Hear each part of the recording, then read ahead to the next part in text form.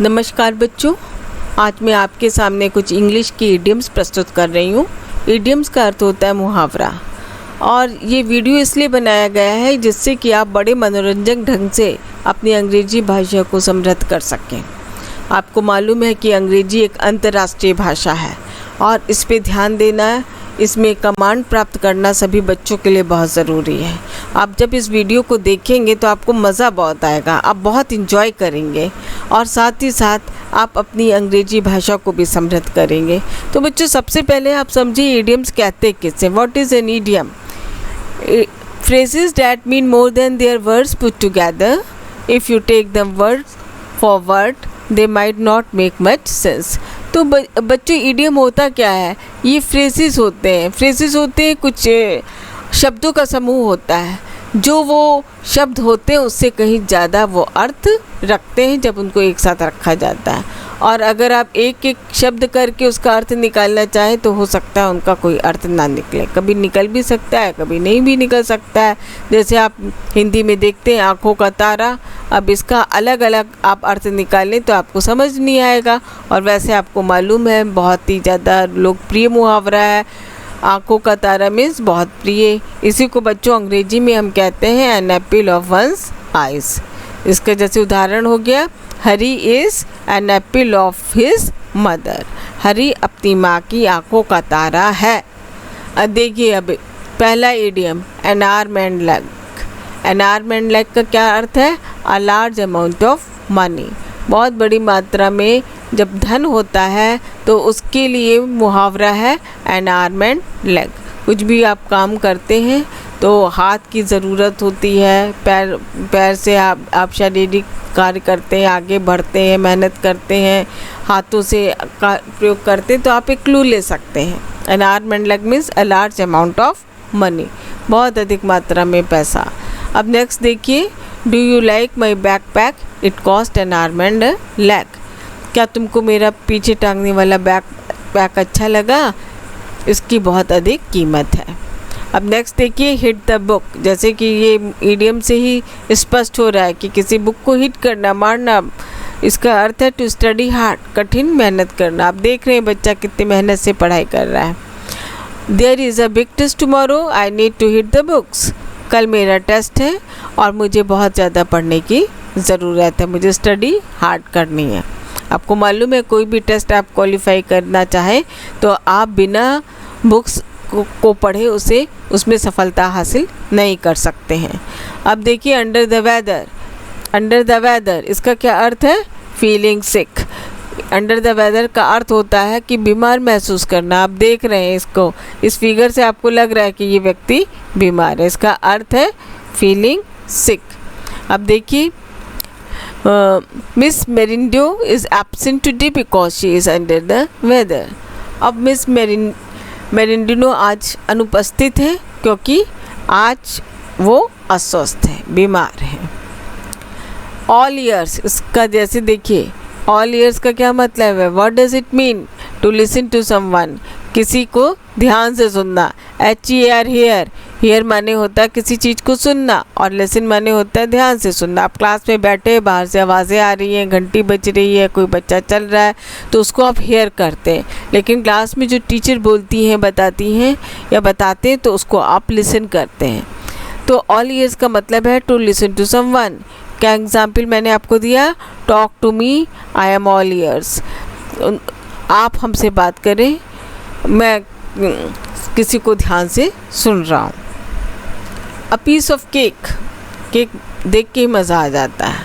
इसके क्या तात्पर्य है बच्चों? समथिंग इज़ वेरी गुड, कोई चीज़ बहुत अच्छी है। समथिंग इज़ वेरी ब्यूटीफुल, कोई चीज़ बहुत खूबसूरत है। समथिंग इज़ वेरी इजी, कोई चीज़ बहुत सरल है। जैसे समथिंग इज़ वेरी गुड, कोई चीज़ बहुत अच्छी है। तो आपको तो सभी को केक बहुत गुड लगता है, तो आप इसके नाम से समझ सकते हैं कि इसका अर्थ है समथिंग इज़ वेरी गुड। अब इसकी देखिए आइजिंग कितनी अच्छी लगती है। आइजिंग जो क्रीम वगैरह लगी होती है, चेरीज लगी होती है, उसको आइजिंग कहते हैं। तो कितना ये ब्यूटीफाई करती है केक को। इसका एक ये भी अर्थ है something is very beautiful. Something is very easy है। ऐसा नहीं है कि ये कोई ऐसा बहुत फल ऐसा है कि आपको हर जगह नहीं मिल पाएगा। जैसे आप देखते हैं ना बिहार में मिलेगी लीची, मुजफ्फरपुर में, यहाँ पे आपको देहरादून में मिलेगी लीची। और लखनऊ की लीची आप जानते हैं कि पानी छिड़क छिड़क के उसको फ्रेश किया जाता है, टेस्ट इतना अच्छा नहीं आता। तो समथिंग इज़ वेरी इजी, जो हर जगह केक आप किसी भी स्टेट में जाएं, किसी भी सिटी में जाएं, you are able to buy a cake to enjoy its taste, है ना बच्चों। तो इसका एक अर्थ ये भी होता है समथिंग इज़ वेरी इजी। तो क्या इसके 3 अर्थ हैं? Something is very good, something is very beautiful, something is very easy. अब मैं आपको कुछ कॉमन ईडियम्स बता रही हूँ और मैं इसको पढ़ रही हूँ, आप बहुत ध्यान से सुनिए और आपको 100% ये याद होगा। अबुल इन ए चाइना शॉप मीन्स कोई बहुत ही भद्दा और बेतुका व्यक्ति हो। आप देखते हैं ना चाइना आजकल उसका कैसा रूप आपको दिखाई दे रहा है कि कोरोना लाने में भी उसका योगदान है। आज हम अपनी सीमा बढ़ाने के लिए हमारे देश पे आक्रमण करना चाहता है। तो आप इससे समझ लीजिए, अब bull in a China shop का मतलब है बहुत ही डिफरेंट व्यक्ति, बहुत ज़्यादा खराब आदमी। ग्रे एरिया का अर्थ है ग्रे, जानते हैं ना, जो डल कलर होता है, साफ नहीं दिखाई देता। आप जाड़ों में फॉग हो जाता है तो वो ग्रे कलर का दिखता है, तो something unclear. A little birdie told me means someone told me a secret. पक्षी क्या आपसे कुछ बता सकता है? कुछ बताएगा तो आपको कुछ समझ में आएगा, लगेगा जैसे कोई सीक्रेट है। तो वही बच्चों इसका अर्थ है someone told me a secret. A rip off का अर्थ होता है बच्चों टू एक्सपेंसिव।